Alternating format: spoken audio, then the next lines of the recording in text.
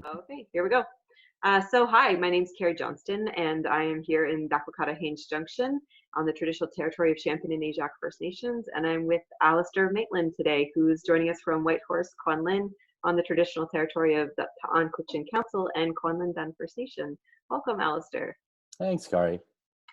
Can you just tell us a little bit about who you are, what you do? Who I am, I'll tell you what I do. I'm a photographer here in Whitehorse. Most of my photography revolves around people. I'm primarily an event photographer, but I also do work in portraits, weddings, and do some commercial work. Mm-hmm. And what have you learned about your business model over the last couple of months with this pandemic? my my business model, I guess you could say that the niche of my business model, like being people and event oriented, does not function well with COVID whatsoever.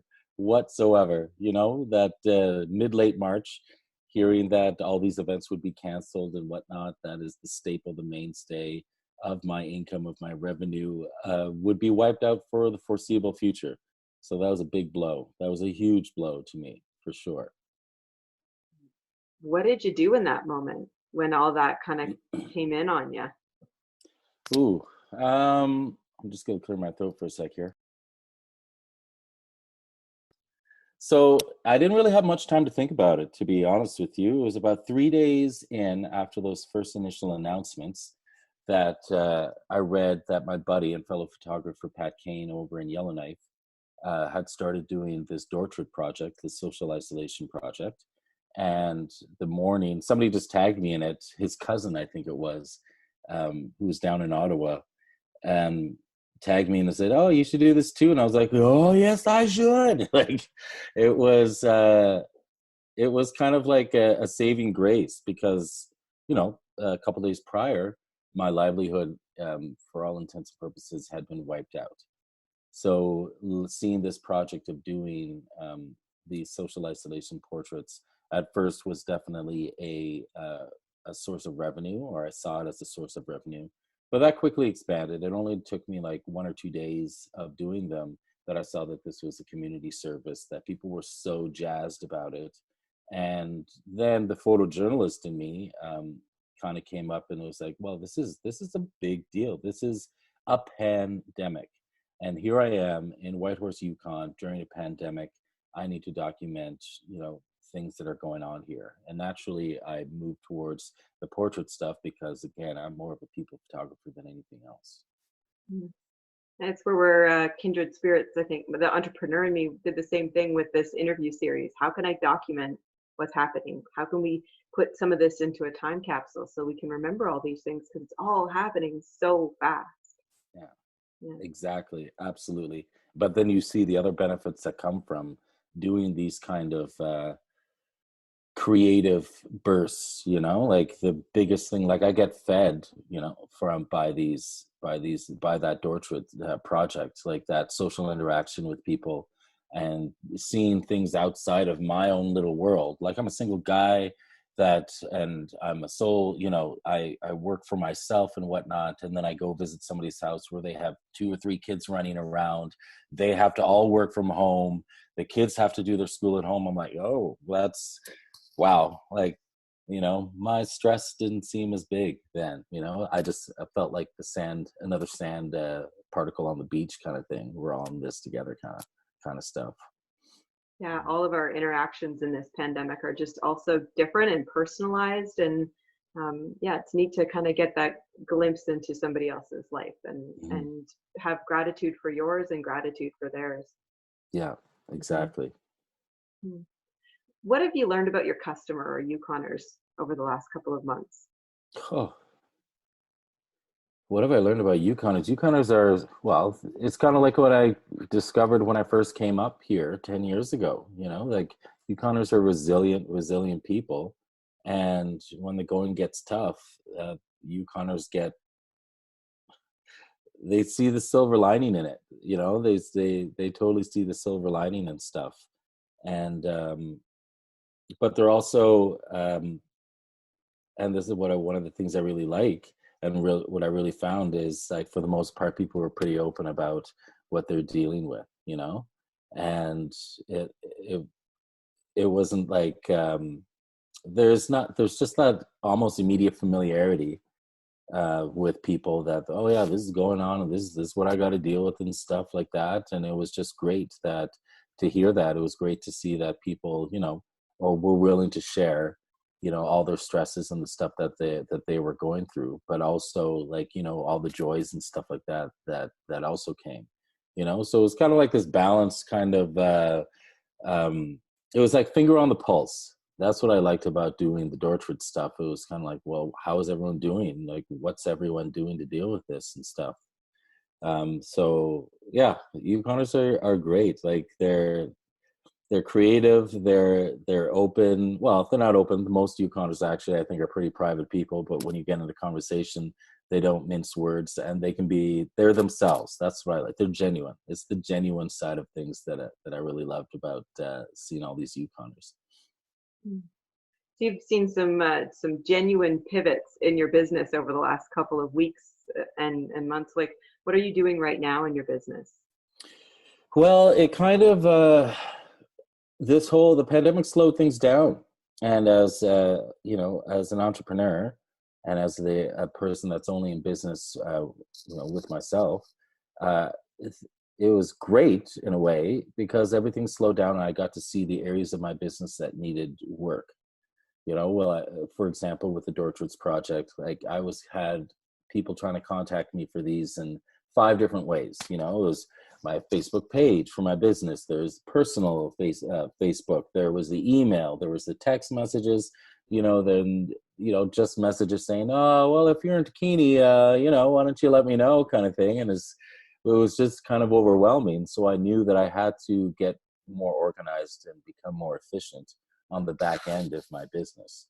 So there was just the pivot to becoming more efficient, getting a customer relations management software, outsourcing that, and getting people to help me out, and realizing and understanding where I fit into things. Like, I provide a service.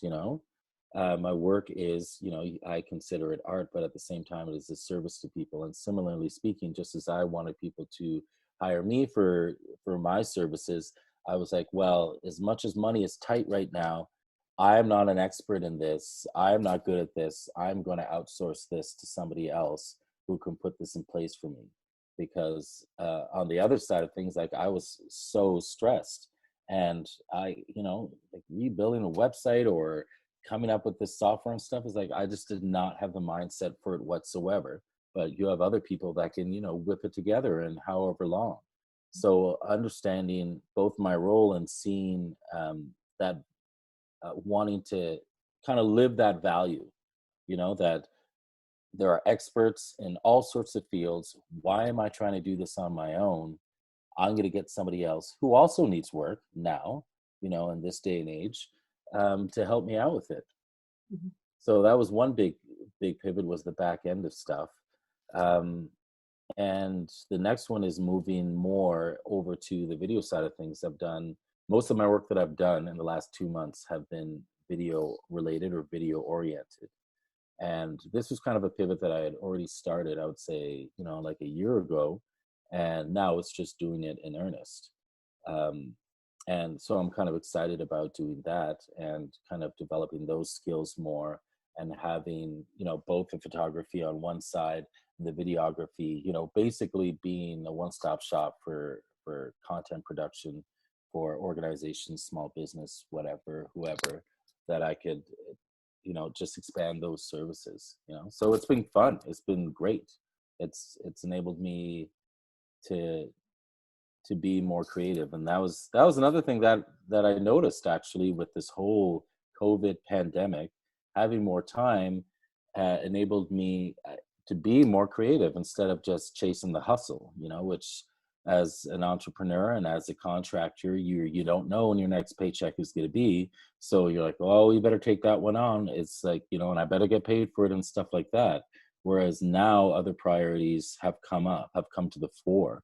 creativity being one of them, productivity for sure, but also even health stuff and, focusing on those things. So it's been like a big, as with most entrepreneurs, is the shift is not just on a business side. It's so closely linked to the personal side of things, like I have to change. And one of the biggest things that I noticed actually was that anxiety was such a big barrier and such a big part of my decision-making processes that was one of the things that I was like, that is what I need to focus on. I need to kind of get that out of the way, and everything kind of just comes out. The creative juices start flowing more, and you start thinking, oh, this is possible and whatnot, So it's really interesting to see that shift, both on a personal level, which is of course affecting my business, but also the business side of things affecting the personal, and how much that they're interlinked.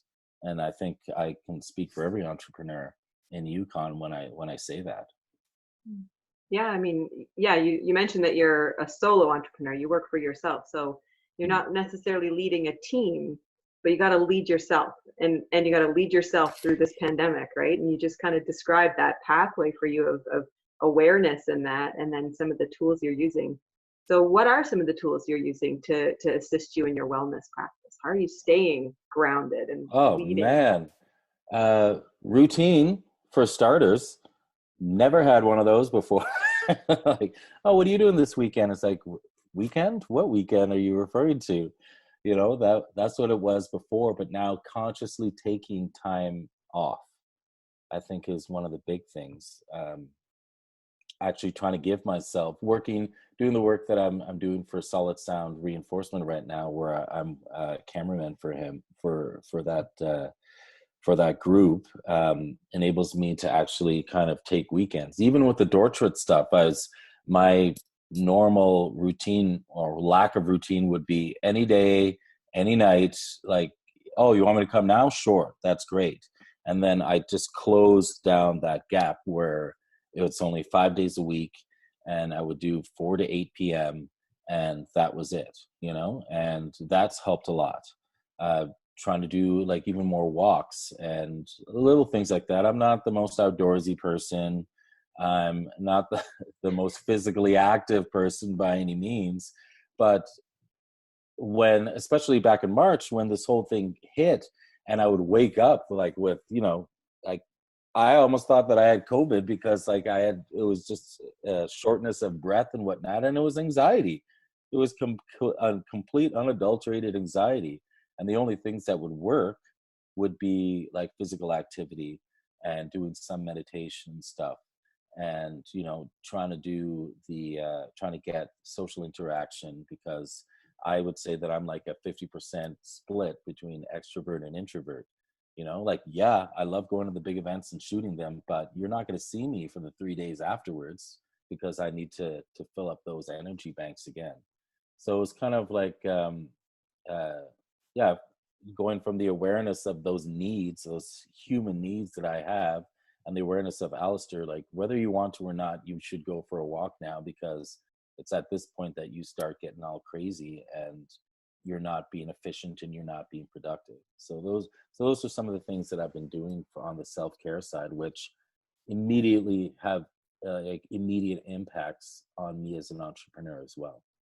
Totally. Yeah. When I was always in the hustle of like catering the next event, moving, game day, and you get so excited for game day when you're getting into an event, but there would be that nervous or anxious energy in me. And one of the things that like COVID, this pandemic has shown for me is, oh, like I can actually even feel the anxiety in my body. So when you said like it felt like a weight on your chest, I've felt that recently and seen that in myself. And it's been a really interesting sort of mind shift in how I manage my own anxiety when it's like ever present because of the pandemic, right? And it's so somatic. Yeah. Somatic. It just sits in there. And that's another thing that I noticed in my traveling around doing the Doortraits and other things, is I found that it hit me right away. And whether it be because I'm more sensitive to it, but also I saw immediately like the following week after it was announced I was supposed to be shooting a conference, and it got wiped out. And it's like, well, there's no more of that happening. But I also noticed that people, this whole, once people had time to actually sit in it for a little while, or had to take a little break, because I think there was a lot of parents that it was just like going like I have to be at home now, I got to take care of the kids now, we have to do scheduling and stuff like that. And I saw people's this kind of anxiety hitting people at different times. I was like, holy cow, it's been 2 months and it's hitting. Oh yeah, that's right, because you've not had the time to actually sit in it and let the things come up to the surface, So yeah, it's been been an interesting psychological study almost of how this this pandemic has affected us on the mental health side.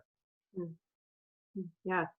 So any songs or podcasts or books that have kind of gotten you through and helped you with that wellness practice, or keeping you going? It's shifted. It's shifted because my mindset has also shifted. Um, there was a lot of heavy metal at first, and I think that was just to like blast my brain. But the music has shifted. Now I'm listening to a lot of stuff that I grew up with, that my parents kind of opened me up to. So I'm listening to a lot of 60s music and stuff like that.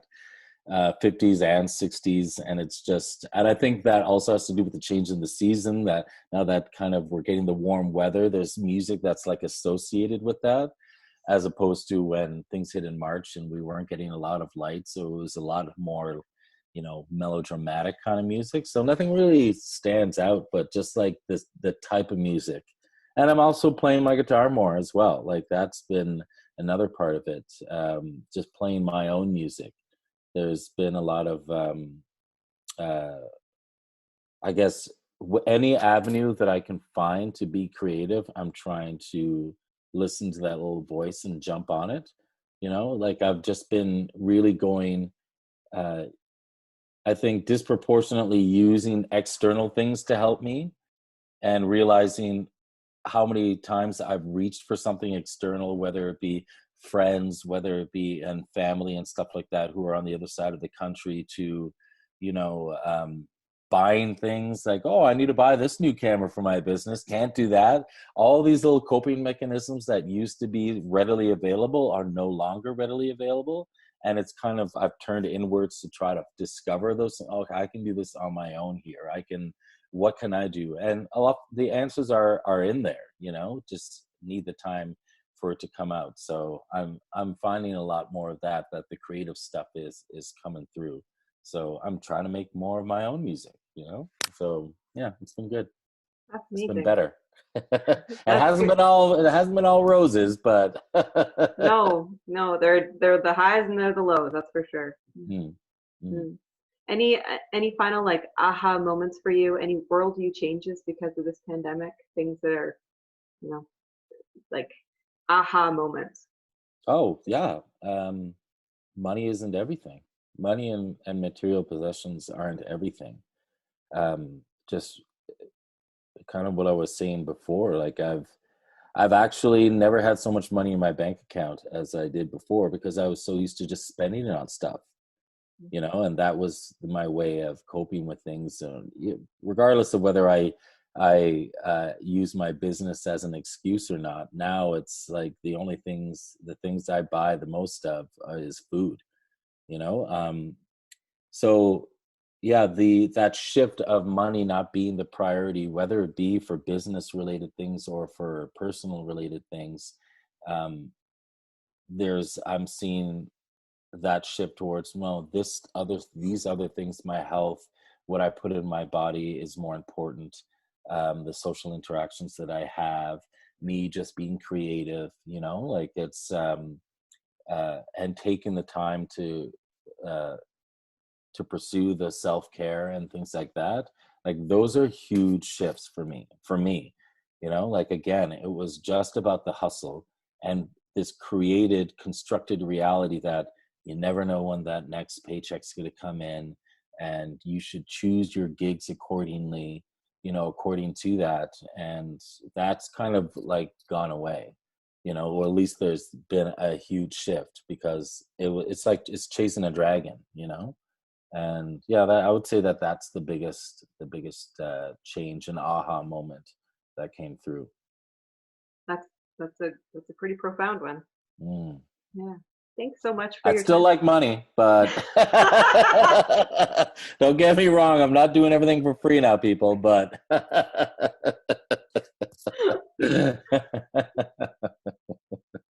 I haven't become a charity yet.